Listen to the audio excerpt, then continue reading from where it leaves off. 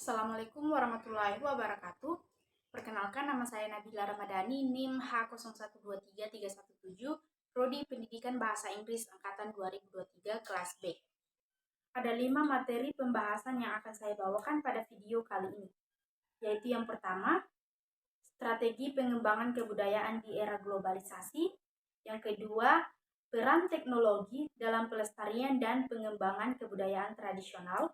Dan yang ketiga, kebijakan dalam memajukan kebudayaan. Yang keempat yaitu tantangan utama yang dihadapi dalam mengintegrasikan nilai-nilai budaya. Dan yang kelima yaitu pendidikan dan pengajaran kebudayaan yang dapat diintegrasikan ke dalam kurikulum formal. Dan langsung saja ke materi pembahasan yang pertama, yaitu strategi pengembangan kebudayaan di era globalisasi. Di era globalisasi ini, ada dua kemungkinan yang terjadi kepada budaya yang ada di Indonesia, yaitu budaya Indonesia tetap ada atau justru budaya Indonesia hilang ditinggalkan. Dan kita sebagai masyarakat Indonesia ingin budaya Indonesia itu tetap ada dengan cara melestarikannya. Dan sebelumnya, apa sih itu pelestarian? Nah, pelestarian adalah suatu proses yang didasarkan kepada kebutuhan individu itu sendiri. Dan ada 5 cara yang dapat dilakukan untuk melestarikan kebudayaan yang ada di Indonesia di era globalisasi ini. Yaitu yang pertama, culture experience atau pengalaman budaya. Cara culture experience merupakan pelestarian yang dilakukan dengan cara terjun langsung untuk merasakan pengalaman budaya di masyarakat. Contohnya seperti budaya yang ada di Sulawesi Barat, yaitu Sayang Patudu atau kuda menari. Kita bisa melestarikan budaya tersebut dengan cara terjun langsung untuk merasakan budaya tersebut di masyarakat. Yang kedua yaitu culture knowledge atau pengetahuan budaya. Culture knowledge merupakan cara pelestarian budaya yang dilakukan dengan membuat suatu informasi mengenai kebudayaan tersebut dan dapat dilihat oleh semua orang. Contohnya seperti membuat video tentang makanan khas Mandar, yaitu bopiapi misalnya, atau jepa. Dengan membuat video tersebut dan mempostingnya di media sosial, orang-orang yang melihat postingan tersebut akan tahu dan mengenal makanan khas Mandar itu seperti apa. Dan itu juga menjadi upaya dalam melestarikan sebuah budaya. Menjadikan budaya sebagai identitas. Menjadikan budaya Indonesia sebagai identitas merupakan cara yang kuat untuk melestarikan sebuah budaya. Sebab jika memiliki rasa bangga terhadap budaya sendiri, maka tidak akan mudah tergiur atau ikut-ikutan terhadap budaya asing di tengah globalisasi. Dan yang keempat yaitu mengekspor barang kesenian. Jika seorang pebisnis, maka ikut serta mempromosikan kebudayaan lokal melalui kesenian yang dijual dan mengembangkan usahanya hingga dapat berkembang di kancah internasional. Jika sudah menembus pasar internasional, maka dapat mengekspor kesenian tersebut hingga makin terkenal dan makin dijaga. Semakin dikenal budaya Indonesia, maka semakin kuat identitasnya di setiap orang. Dan yang kelima yaitu memahami budaya sendiri. Indonesia sangat luas. Setiap daerah memiliki kebudayaannya sendiri. Dan memahami budaya lokal di daerahnya masing-masing dapat melestarikan budaya tersebut. Mempelajari dan mempraktikannya merupakan salah satu untuk memahami budaya sendiri merupakan upaya melestarikannya. Dan materi selanjutnya yaitu peran teknologi dalam pelestarian dan pengembangan kebudayaan tradisional. Teknologi memainkan peran yang sangat penting dalam pelestarian dan pengembangan kebudayaan tradisional. Dan ada beberapa cara di mana teknologi dapat berkontribusi secara efektif, yaitu yang pertama, digitalisasi dan dokumentasi. Arsip digital. Teknologi memungkinkan pembuatan arsip digital yang menyimpan informasi tentang kebudayaan tradisional, termasuk teks, foto, video, dan rekaman audio. Ini membantu dalam mendokumentasi tradisi lisan, seni, musik, tari, dan upacara adat yang mungkin hilang seiring waktu. Dan yang kedua yaitu edukasi dan penyebaran informasi. Platform e-learning, situs web, dan aplikasi edukasi dapat mengajarkan generasi muda tentang kebudayaan tradisional melalui kurikulum yang interaktif dan menarik. Dan yang ketiga yaitu interaksi dan partisipasi. Virtual reality, VR, dan augmented reality, AR, teknologi VR dan AR dapat menciptakan pengalaman imersif yang memungkinkan orang untuk mengalami kebudayaan tradisional secara langsung. Misalnya berjalan melalui desa tradisional atau berpartisipasi dalam upacara adat. Dan yang keempat, pelestarian bahasa. Software linguistik, alat-alat linguistik berbasis AI dapat digunakan untuk mempelajari, mendokumentasikan, mengajarkan bahasa-bahasa daerah yang terancam punah. Dan yang kelima yaitu pameran dan galeri digital. Museum virtual. Teknologi memungkinkan pembuatan museum virtual yang menampilkan artefak dan seni budaya tradisional. Pengunjung dan seluruh dunia dapat mengakses pameran ini tanpa perlu bepergian. Dengan menggunakan teknologi secara efektif, kita dapat memastikan bahwa kebudayaan tradisional tidak hanya bertahan, tetapi juga berkembang, beradaptasi dengan zaman modern, sambil tetap mempertahankan ide dan nilai-nilai aslinya. Dan materi ketiga yaitu kebijakan dalam mengembangkan kebudayaan. Memajukan kebudayaan nasional adalah tanggung jawab bersama antara pemerintah dan masyarakat. Sinergi antara kebijakan pemerintah dan partisipasi masyarakat dapat menghasilkan dampak yang signifikan dalam pelestarian dan pengembangan kebudayaan. Dan berikut ini adalah cara-cara di mana kedua pihak dapat bersinergi. Yaitu yang pertama, regulasi dan legislasi. Pemerintah dapat mengeluarkan undang-undang dan peraturan yang melindungi warisan budaya, seperti Undang-Undang Nomor 5 Tahun 2017 tentang Kemajuan Kebudayaan di Indonesia. Undang-undang ini mencangkup pelestarian, pengembangan, pemanfaatan, dan pembinaan kebudayaan. Dan yang kedua yaitu pendanaan dan subsidi. Pemerintah dapat menyediakan dana untuk kegiatan kebudayaan termasuk untuk riset, pelatihan, dan acara budaya.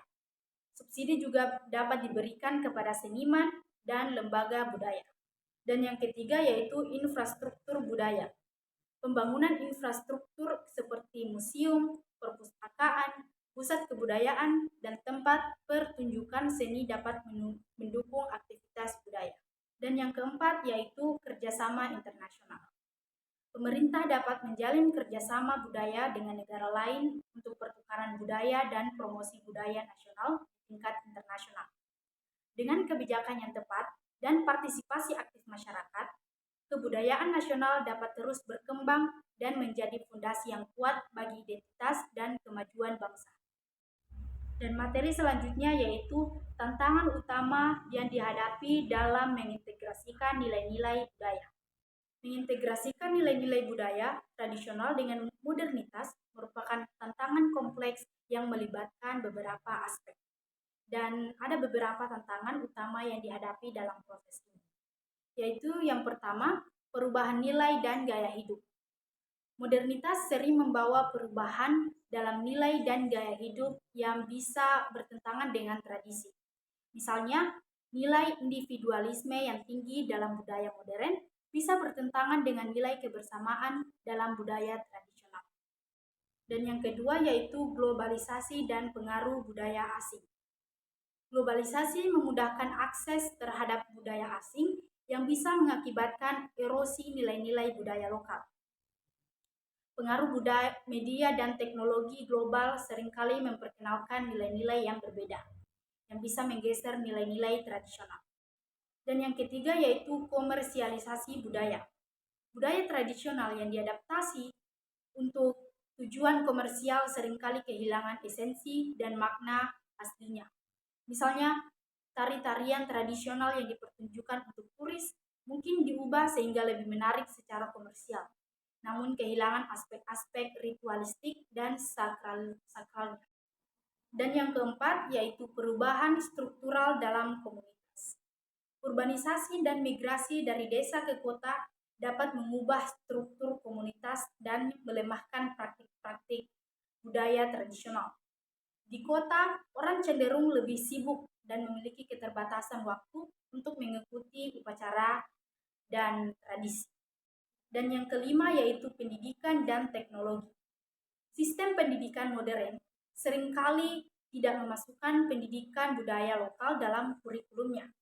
Selain itu, teknologi digital bisa mengalihkan perhatian generasi muda dari tradisi lisan dan praktik budaya lokal. Dan yang keenam yaitu perbedaan generasi. Generasi muda mungkin merasa bahwa nilai-nilai dan praktik-praktik tradisional tidak relevan dengan kehidupan mereka yang modern, sehingga mereka kurang tertarik untuk mempelajari dan melestarikannya. Dan yang ketujuh yaitu kurangnya dokumentasi dan pelestarian. Banyak nilai dan praktik budaya tradisional yang tidak terdokumentasi dengan baik, sehingga rawan punah. Pelestarian budaya membutuhkan usaha yang serius dalam mendokumentasikan dan mempromosikan budaya tersebut. Menghadapi tantangan-tantangan ini memerlukan pendekatan yang holistik dan kolaboratif antara pemerintah, komunitas, dan individu. Upaya pelestarian harus melibatkan edukasi, dokumentasi, serta adaptasi yang bijak dari nilai-nilai tradisional ke dalam konteks modern, tanpa menghilangkan esensi. Integrasi pendidikan dan pengajaran kebudayaan ke dalam kurikulum formal dapat dilakukan melalui beberapa langkah, yaitu yang pertama, penyusunan kurikulum. Membuat kurikulum yang mencangkup mata pelajaran atau modul khusus tentang kebudayaan lokal dan nasional yang mencangkup sejarah, seni, tradisi, bahasa, dan nilai-nilai budaya. Ini dapat menjadi bagian dari mata pelajaran seperti sejarah, seni, atau bahasa daerah. Dan yang kedua yaitu pelatihan guru. Melakukan pelatihan bagi guru-guru agar mereka dapat mengintegrasikan materi kebudayaan ke dalam pengajaran mereka dengan cara yang menarik dan relevan bagi siswa. Dan yang ketiga yaitu penggunaan sumber daya budaya. Memanfaatkan sumber daya lokal dan nasional seperti museum, situs sejarah, komunitas budaya, dan toko-toko budaya sebagai sarana pembelajaran langsung. Dan yang keempat yaitu kolaborasi dengan komunitas lokal. Melibatkan komunitas lokal dalam pengembangan kurikulum dan pengajaran untuk memastikan representasi yang akurat dan mendalam tentang kebudayaan mereka. Dan yang kelima yaitu pemanfaatan teknologi. Menggunakan teknologi seperti multimedia, platform e-learning, dan sumber daya digital lainnya untuk memperkaya pengalaman belajar siswa dan konten-konten yang relevan tentang kebudayaan. Dan yang keenam yaitu kegiatan ekstrakurikuler. Menyelenggarakan kegiatan ekstrakurikuler seperti festival budaya, pameran seni, dan lokakarya tradisional untuk memberi siswa pengalaman langsung dan mendalam tentang kebudayaan mereka. Dengan pendekatan holistik dan terintegrasi seperti ini, diharapkan generasi muda akan dapat mengembangkan apresiasi dan pemahaman yang lebih dalam terhadap kebudayaan lokal dan nasional mereka.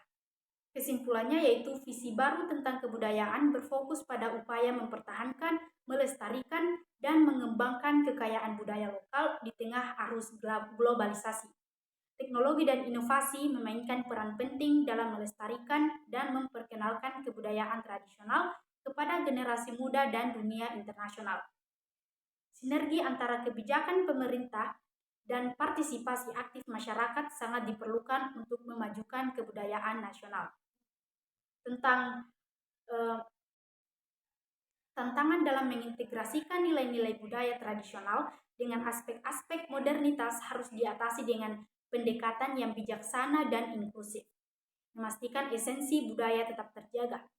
Pendidikan budaya yang terintegrasi dalam kurikulum formal adalah kunci untuk meningkatkan apresiasi dan pemahaman generasi muda terhadap kebudayaan, sehingga mereka dapat menjadi penjaga dan penerus warisan budaya bangsa. Dengan visi ini, kebudayaan bukan hanya dilihat sebagai warisan masa lalu, tetapi juga sebagai aset berharga yang dapat menginspirasi inovasi dan memperkuat identitas nasional dalam era global. Dan itulah materi yang dapat saya sampaikan. Kurang dan lebihnya mohon dimaafkan. Wassalamualaikum warahmatullahi wabarakatuh.